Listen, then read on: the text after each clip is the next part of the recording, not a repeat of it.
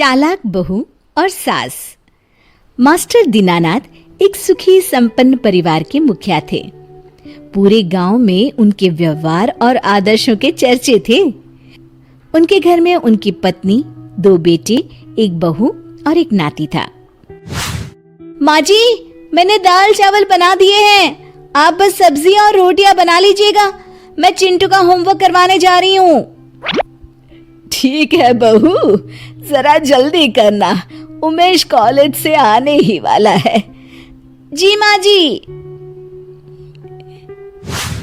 चिंटू इधर आ, चल मुझे ABCD लिख के दिखा, स्मॉल वाली।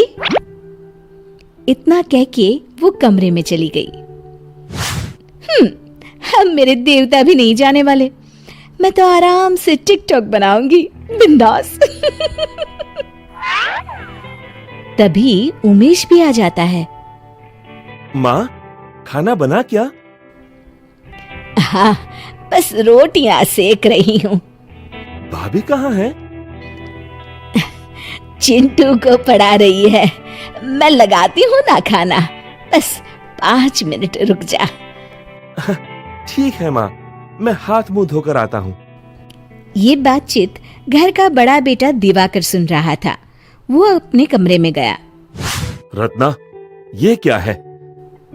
क्या क्या है?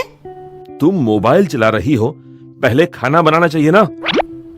खाना तो बना के आई हूँ, अब क्या पूरे दिन चूल्हे में ही घुसी रहूं? अगर बनाकर आई हो तो माँ रोटियां क्यों बना रही है? अच्छा, अब समझी, सिखाए पूत दरबार में हाजिर। मतलब कि माँ जी ने आपको भड़काया है।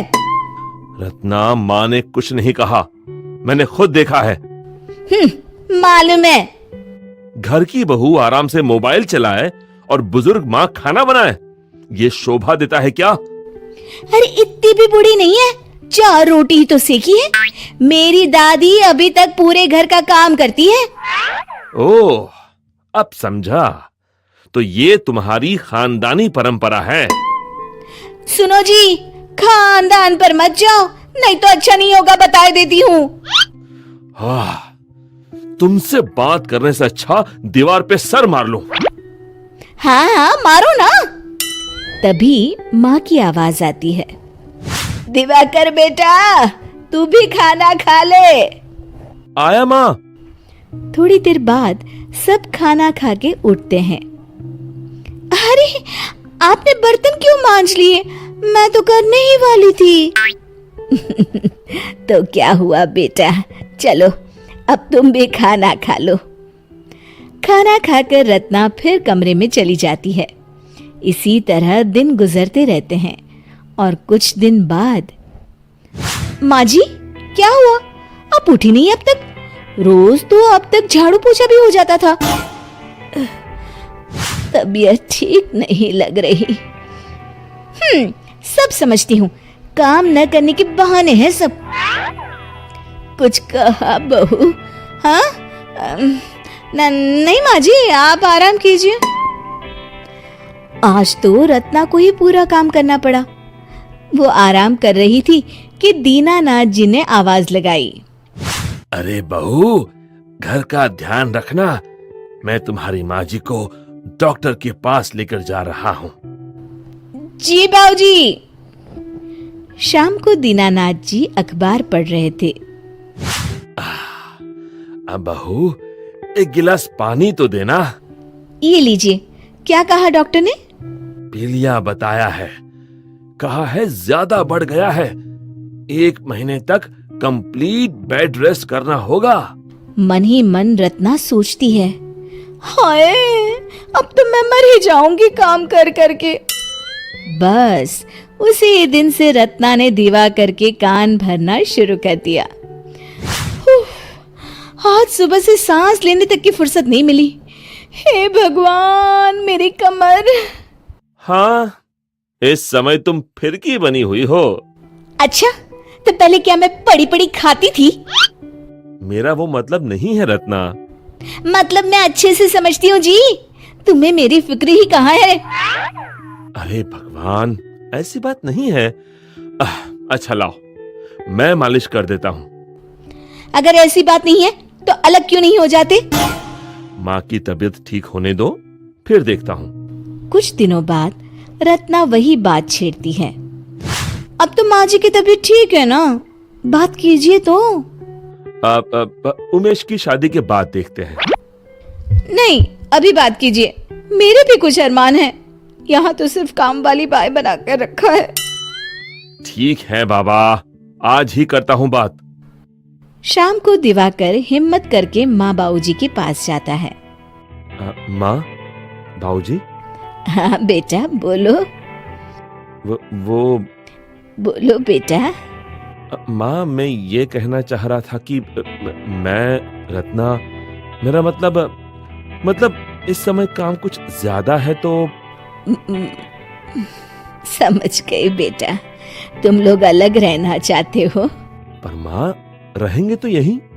तुम्हें अलग होना है तो हो जाओ। वैसे भी जो पोर्शन किराए पर देते हैं अभी खाली पड़ा है, तो तुम वहीं रहो। लेकिन तुम अब मेरे लिए सिर्फ एक पड़ोसी हो। मैंने सब सुन लिया है और मैं बहुत खुश हूँ। अब कम से कम अपनी जिंदगी तो जी सकूंगी। उसी दिन से वे बाबूजी के कहे अनुसार घर के दूसरे हिस्से में रहने लगते हैं। सुबह होते ही, सुनो, आप इस लिस्ट में लिखा सामान ले आइए, मैं चिंटू को ट्यूशन से ले आती हूँ। अब दिवाकर सुबह ड्यूटी पर चला जाता और चिंटू को स्कूल छोड़ने, लाने, खाना, बर्तन, झाड़ू, पोछा, सारे काम रत्ना को अकेले ही करने पड़ते हैं। छुट्टी का दिन था। चलो खाना खा लो सब लोग। मम्मी, आज फिर से दाल चावल, मुझे रोटी चाहिए। हाँ यार, रोज यही बना देती हो। हे राम, तुम लोगों को खाने की पड़ी है, यहाँ मर गई। पहले तो कितना कभी नहीं थकती थी मैं। हाँ, क्योंकि पहले चिंटू को लाना ले जाना बाबूजी की जिम्मेदारी थी। काम में भी माँ हाथ बटाती थी। खाली समय में चिंटू उमेश के साथ होता था, पर तुम्हें इस बात का एहसास ही नहीं था। तुम तो बस रहने ही दो, हर वक्त मुझे कोसते रहते हो। चलो अब मुझे महीने का हिसाब बनाने दो। दूध का 1500, अखबार का 500, डिश टीवी का 1000, किराना 10,000, चिंटू की school fees 3500, tuition fees 1500, RO पानी की बोतल 1500, सब्जी 3000, बिजली बिल 2500। हे भगवान, 25,000! हाँ, जबकि बहुत से खर्च जोड़े नहीं तुमने। जैसे पेट्रोल, घूमना फिरना, मोबाइल रिचार्ज, कपड़े लत्ते, आए दिन चाट, कुल्फी, पकौड़ी, दवाई वगैरह। पहले इन सब की कोई चिंता नहीं रहती थी, क्योंकि बाबूजी भी कुछ पैसे मिला देते थे। कुछ दिन बाद अकेले सारा काम और जिम्मेदारी के चलते रत्ना बीमार हो गई। एक दिन कपड़े फैलाते समय, चिंटू आज स्कूल नहीं गया, छुट्टी है क्या? नहीं दादी, मम्मी की तबीयत खराब है।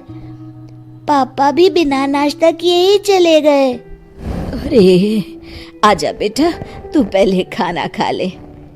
चिंटू बड़े चाव से जाता है और दादी के हाथ का खाना खाता है। बहुत अच्छा खाना था दादी। अच्छा मुआ मेरा प्यारा बच्चा। ये ले, ये खिचड़ी अपनी माँ को दिया। दादी ये तो बहुत गर्म है। अच्छा ठीक है, तू रहने दे, मैं ही दे आती हूँ। रत्ना के घर जाकर वे देखती हैं कि पूरे घर में कपड़े, जूठे बर्तन, जूते, चप्पल फैले हुए हैं। अरे घर का क्या हाल बना रखा है बहू। अरे माँ जी, आप आइए ना, बैठिए। बैठी रहे, पहले ये खिचड़ी खा, तब तक मैं घर ठीक कर देती हूँ। 1 घंटे में ही घर चमकने लगा। ला बर्तन दे, शाम को सबके लिए खाना भेज दूंगी। माँ जी, मुझे माफ कर दीजिए माँ जी, मैंने आपको गलत समझा। ये कहते हुए वो सासू माँ के पैर पकड़ लेती है।